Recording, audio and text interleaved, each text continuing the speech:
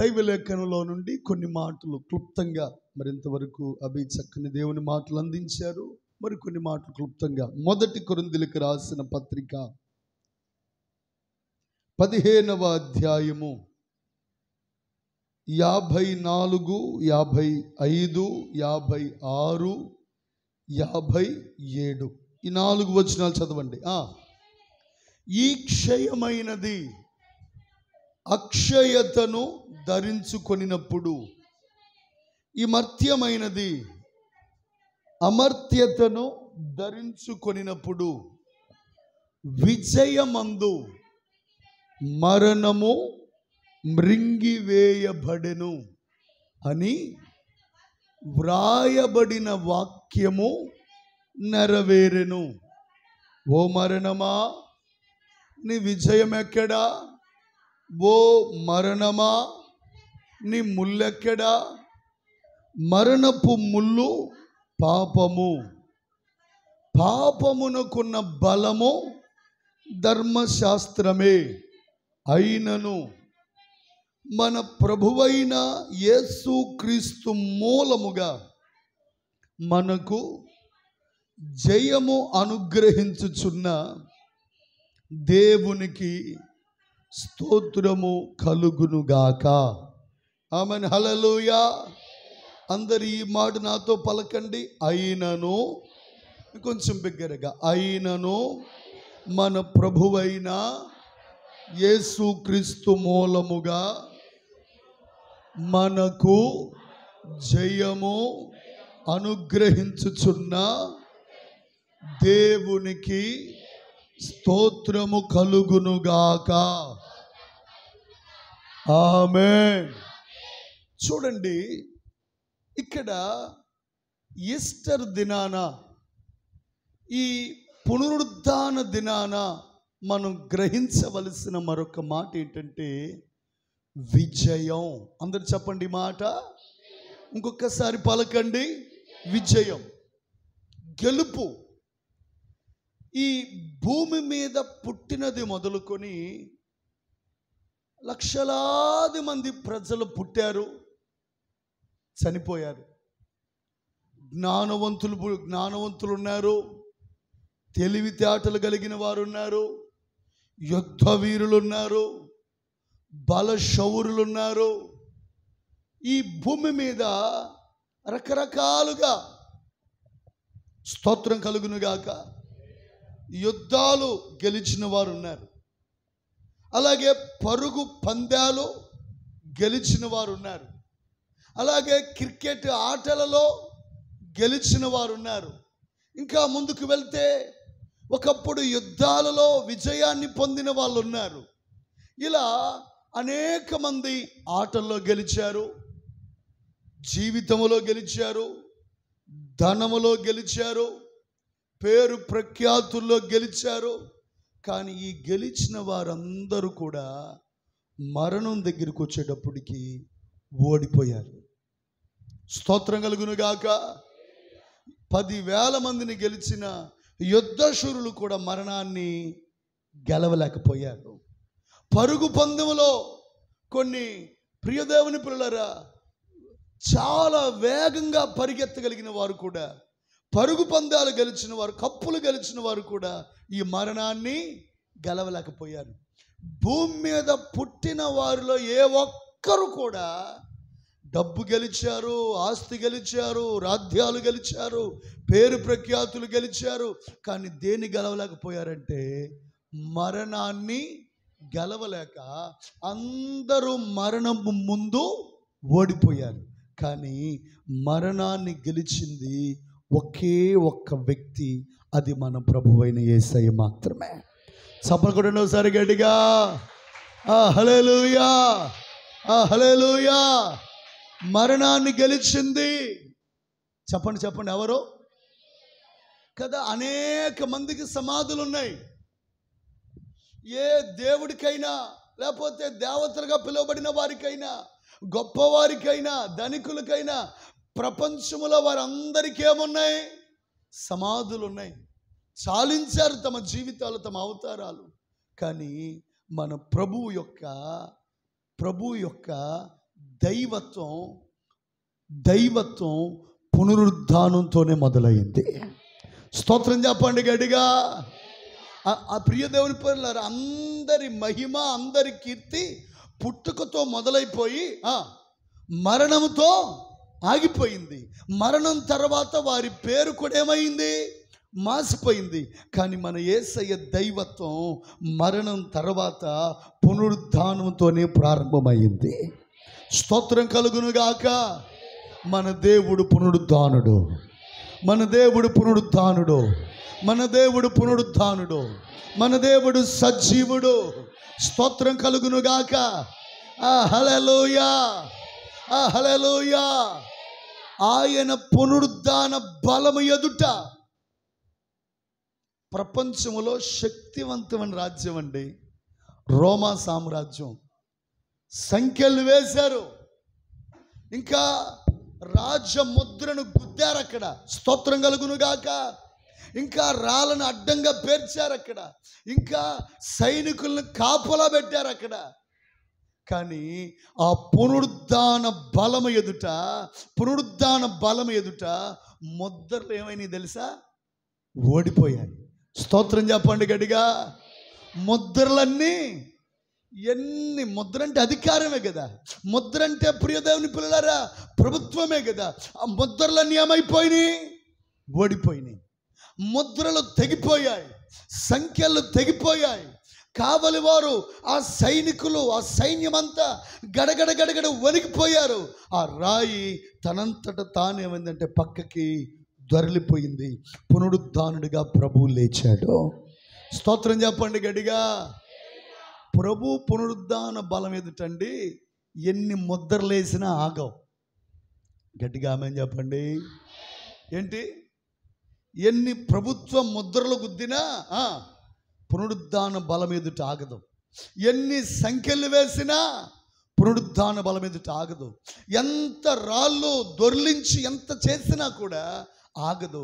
ఎందుకనంటే పునరుద్ధానపు శక్తి అంత ప్రభావముతో కూడుకున్నది. కాబట్టి నా ప్రియమైన దేవుని పిల్లరా, ఈ పునరుద్ధానములో మనకి విజయం కనబడుతుంది. ఎంతగా కనబడుతుందంటే చదవండి. విజయమందు, చెప్పండి ఏంటి? విజయమందు. స్తోత్రం చెప్పండి గట్టిగా. విజయమందు ఏం మింగివేయబడుతుంది? మన ప్రభు దేన్ని మింగేశాడు తెలుసా? చెప్పాలి. మరణాన్ని మింగేశాడు అంతే. యేసు రక్తమే జయం. హల్లెలూయా. ఇప్పుడు ఒక జంతువుని ఇంకో జంతువు ఏం చేస్తా? అప్పుడప్పుడు మింగేస్తాయి. ఇక మింగేసిన తర్వాత ఈ జంతువు కనబడిద్దా? కనబడదు. పాతి పెడితే కనీసం ఎముకలేని కనబడతాయి. ఇక మింగేస్తే ఏం కనబడుతుంది? స్తోత్రం కలుగునుగాక. ఇప్పుడు మన యేసయ్య మరణాన్ని ఏం చేశాడంటే మృంగివేశాడు. విజయం. పునరుద్ధాన దినమున జరిగిన కార్యం ఏమిటంటే గొప్ప విజయం. అయితే అక్కడి వరకు బాగానే ఉంది. విజయం ఏమైంది? మరణమో మృంగివేయబడింది. ఓ మరణమా, నీ విజయం ఎక్కడా? ఓ మరణమా, నీ ముళ్ళు ఎక్కడా? విజయం విజయం విజయం విజయం అని. ఆ తర్వాత 57వ వచనంలో అంటాడు, అయినను మన ప్రభువైన యేసుక్రీస్తు మూలముగా మనకు జయము. హల్లెలూయా. అందరి కొడి మాట చెప్పండి. మనకు జయము. ఇంకోసారి చెప్పండి. 54వ వచనంలో విజయం చేసింది ఆయనే. పునరుద్ధానుడిగా విజయుడయింది ఆయనే. మరణాన్ని మృంగివేసింది ఆయనే. మరణమా నీ విజయం ఎక్కడా? నీ మరణాన్ని శాసించింది ఆయనే. కానీ పునరుద్ధరణయింది ఆయనే. కానీ ఇక్కడ 57వ వచనం వచ్చేప్పటికి విజయం ఎవరికి వస్తుందంట? స్తోత్రం చెప్పండి గట్టిగా. హల్లెలూయా, హల్లెలూయా. యేసయ్య గెలిచాడు, ఆ విజయాన్ని మనకిచ్చాడు. యేసయ్య జయించాడు, ఆ జయాన్ని నీకు ఇచ్చాడు. నువ్వు పొందిన జయమో అది యేసయ్య నీకిచ్చిన విజయం. స్తోత్రం చెప్పండి గట్టిగా. హల్లెలూయా. హల్లెలూయా, హల్లెలూయా. ప్రతి సమస్య మీద విజయం కలుగునుగాక, ప్రతి శోధన మీద విజయం కలుగునుగాక, ప్రతి ముగింపు కూడా విజయమే. ఆమేన్. హల్లెలూయా, హల్లెలూయా. ఇంకొక మాట చదవండి, ప్రార్థన చేసుకుందాం. అదే 15వ అధ్యాయం 47వ వచనం. మొదటి మనుష్యుడు భూ సంబంధి అయి, మొదటి మనుష్యుడట భూ సంబంధి అయి మంటి నుండి పుట్టినవాడు. రెండవ మనుష్యుడు పరలోకము నుండి వచ్చినవాడు. మంటిని నుండి పుట్టినవాడు ఎట్టివాడో, మంటి నుండి పుట్టిన వారును అట్టివారే. పరలోక సంబంధి ఎట్టివాడో, పరలోక సంబంధులు కూడా అట్టివారే. మరియు మనము మంటి నుండి పుట్టిన వాని పోలికను ధరించిన ప్రకారము పరలోక సంబంధి యొక్క పోలిక కూడా మనము ధరింతుము. హల్లెలూయా. ఈ వాక్యం కూడా అందరూ నాతో చెప్పండి. మనము మంటి నుండి పుట్టిన వాని పోలికను ధరించిన ప్రకారము పరలోక సంబంధి పోలికను ధరించుదుము. ఆమేన్, ఆమేన్. మొదటి మనుషుడు ఎవరట? భూ సంబంధి అయిన వాడు. ఎవరు? మరి రెండవ మనుషుడు ఎవరు? పరలోక సంబంధి. ఇప్పుడు మనము మంటి నుండి పుట్టిన వాని పోలికను ఎలా ధరించుకున్నామో, పరలోకము నుండి వచ్చిన వాని పోలికను కూడా మనం ధరించుకుంటాం. నా వైపు చూడండి. ఇప్పుడు మీ పోలిక ఎవరిది? ఈ మట్టి పోలిక ఎవరిది?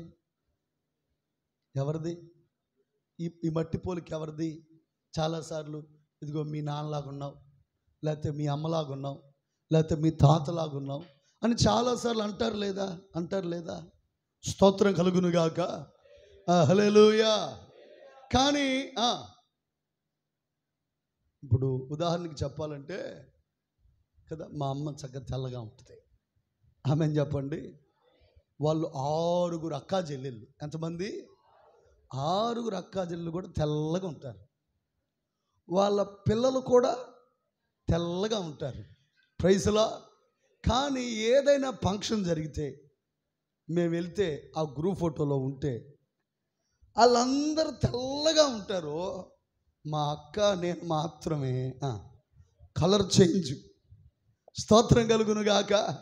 వాళ్ళందరూ ఎక్కడగానే ఉంటారు, మేము మాత్రం కలర్ చేంజ్. ఈ కలర్ ఎలా మారింది అంటే మా నాన్న కలర్ అన్నమాట ఇది. స్తోత్రం చెప్పండి గట్టిగా. ఏ కలరో? మా నాన్న కలరు. కాబట్టి కదా, ప్రైజ్లా. అప్పుడప్పుడు నాకు అనిపిస్తూ ఉంటుంది, యేసయ్య నాకు కూడా మా అమ్మ రంగు ఇవ్వచ్చు కదా నాయన. ప్రైజ్లా. మా నాన్న రంగు ఇచ్చా. దేవుడు అంటాడు, ఎందుకురా నీకు ఈ రంగు ఉంటే చాలే. ప్రైజ్లా. స్తోత్రం చెప్పండి గట్టిగా. దేవునికి తెలుసు ఏంటి మనకి ఎంత కలర్ ఇవ్వాలో, ఎంత అందం ఇవ్వాలో దేవునికి తెలిసి అంత అందాన్ని దేవుడు మనకిచ్చాడు. మనకిచ్చిన అందాన్ని బట్టి ఒకసారి దేవునికి స్తోత్రం చెప్పండి. హల్లెలూయా. మీ పక్కనలో చెప్పండి, నేను చాలా అందంగా ఉంటానని చెప్పండి, పర్లేదు. మీరు కూడా చాలా అందంగా ఉంటారు. Praise lord. హల్లెలూయా. ఇది ఏ పోలిక? మట్టి నుండి వచ్చిన వాని పోలిక. మన తండ్రి పోలిక ఎలా ఉందో మనం అలాగే ఏ పోలిక ధరిస్తామంటే పరలోక సంబంధి అయిన యేసయ్య పోలికను కూడా ధరిస్తాం. నేను చెప్పగలను, భూ సంబంధంగా మా నాన్న రంగు నాకు ఎలాగొచ్చిందో ఒక రోజు రాబోతుంది.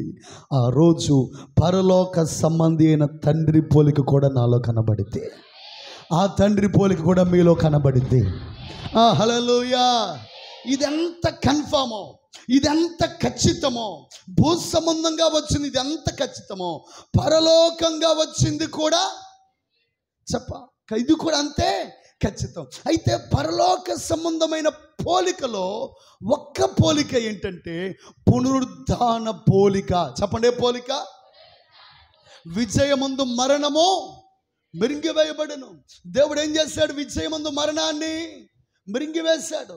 ఆ రోజున నా ప్రియ దేవుని పిల్లరా, ఆ ఉదయకాలపు వేళలో స్త్రీలు ఉదయాన్నే 5 గంటలకు వచ్చేస్తున్నారంట. దేనికి?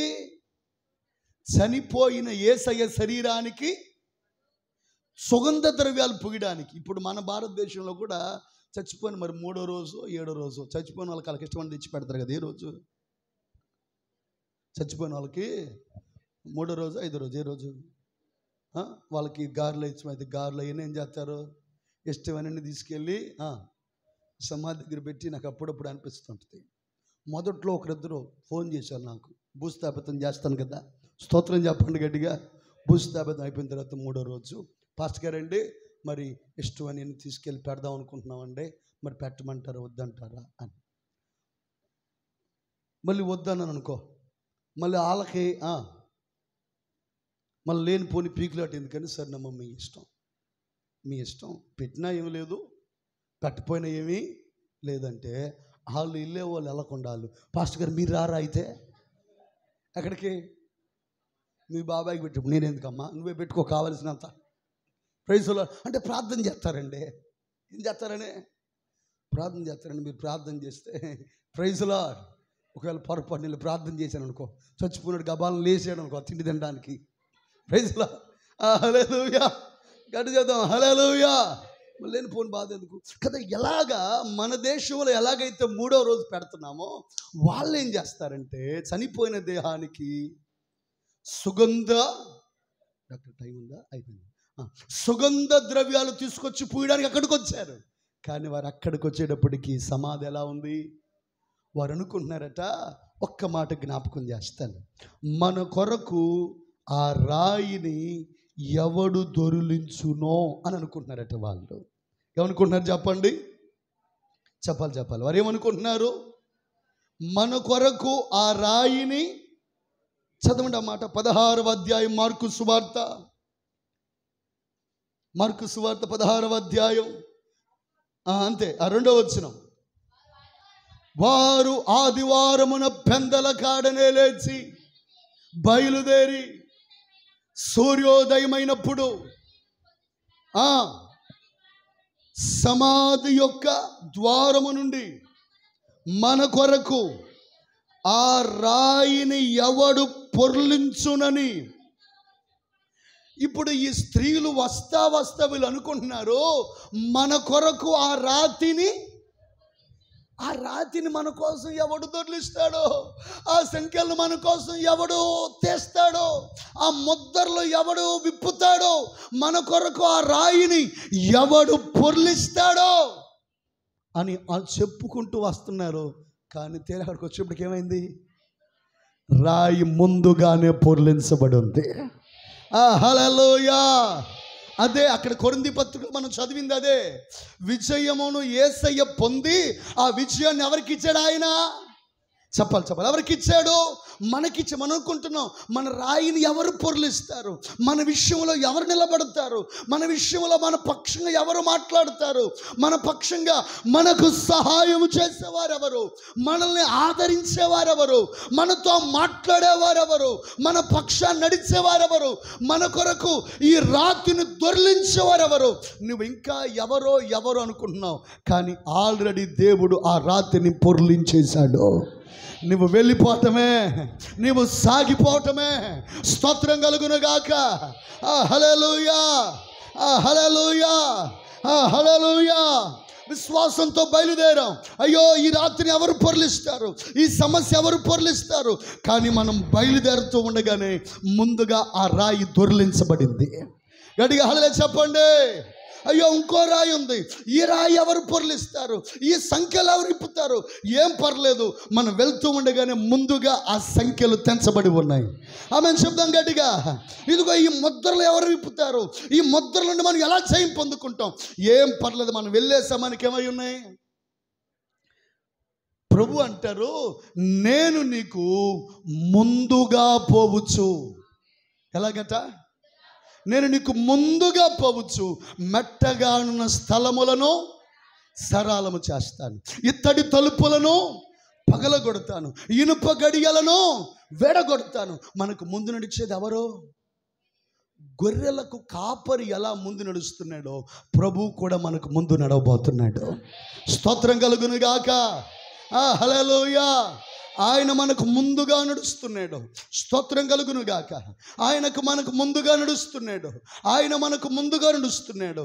ఆయన విజయము చేత మరణాన్ని మృంగివేసి ఆ జయాన్ని మనకిచ్చాడు. ఈ పునరుద్ధానం ఇది విజయం పొందిన దినం. ఆమె చెప్పండి గట్టిగా. ఏ దినం ఇది? విజయం పొందిన దినం. కాబట్టి కృంగిపోవద్దు, ఏమాత్రం అనాలోచనగా ఉండవద్దు. దేవుడు నీ పక్షంగా విజయం ఇచ్చునుగాక. దేవుడు విజయం ఇచ్చునుగాక. మీ పక్కన చెప్పండి, దేవుడు మనకి విజయం ఇచ్చాడని చెప్పండి.